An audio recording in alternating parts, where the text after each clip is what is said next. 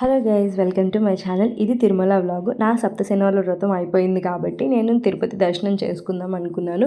నా ఫస్ట్ వారం నేను సప్తశనివారాల వ్రతం చేసుకున్నప్పుడే అనుకున్నాను ఈ వారాలు అయిపోయిన తర్వాత నేను తిరుపతి దర్శనం చేసుకుందాము అని.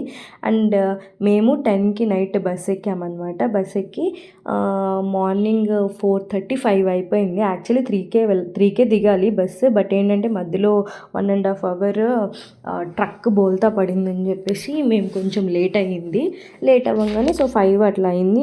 మా హస్బెండ్ వాళ్ళ ఫ్రెండ్ తిరుపతిలో ఉన్నారు. సో వాళ్ళు అక్కడ స్టే చేసామన్నమాట. అక్కడ ఫ్రెష్ అయిపోయి లగేజ్ అంతా అక్కడ పెట్టేసి మేము తిరుపతి టు తిరుమల బస్సు ఉంటుంది కదా కింద, ఆ బస్సు ఎక్కామన్నమాట.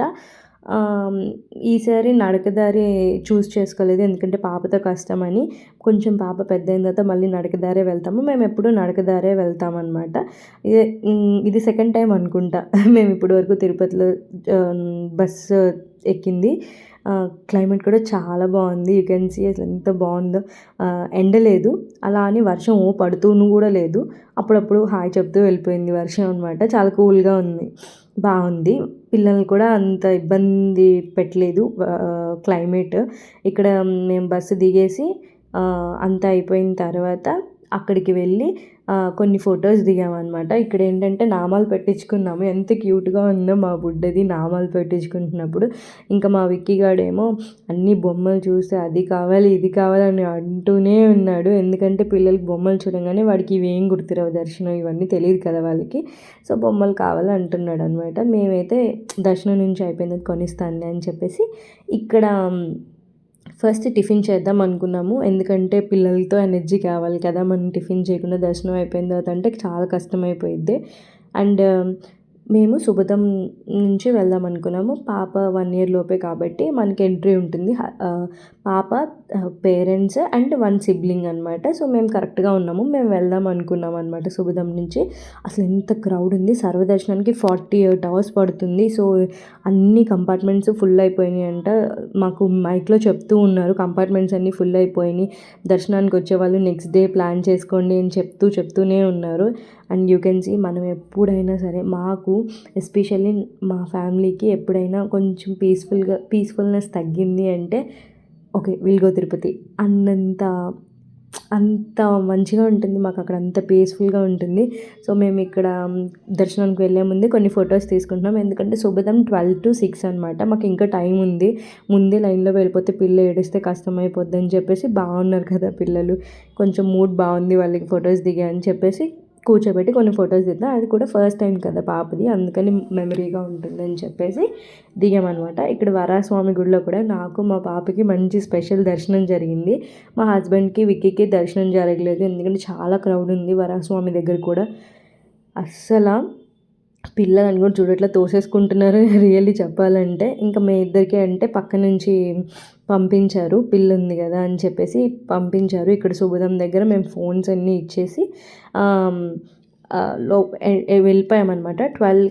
11:30కి మేము లైన్లోకి వెళ్తే మాకు 2:30కి దర్శనం అయిపోయి బయటకు వచ్చాము. ఇంకా పిల్లలు పడుకున్నారు. మా హస్బెండ్ లడ్డూలు అండ్ ఫోన్స్ తీసుకురావడానికి వెళ్ళారనమాట.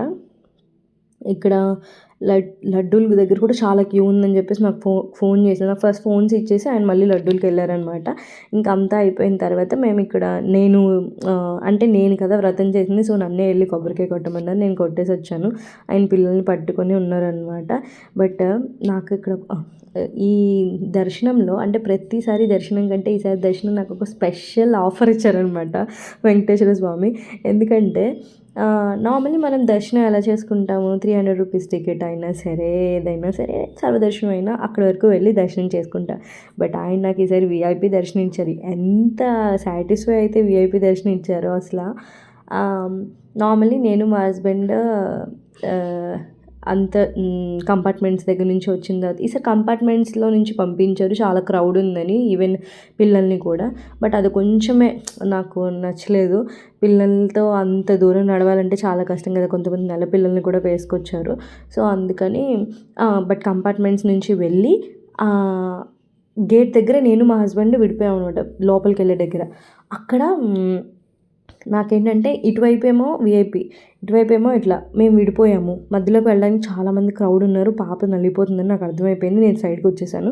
అక్కడ ఒక ఆయన ఉంటే ఆయన్ని నేను పాప ఉంది, నేను అటు వెళ్ళనా అని అడిగితే వెళ్ళు అన్నారు.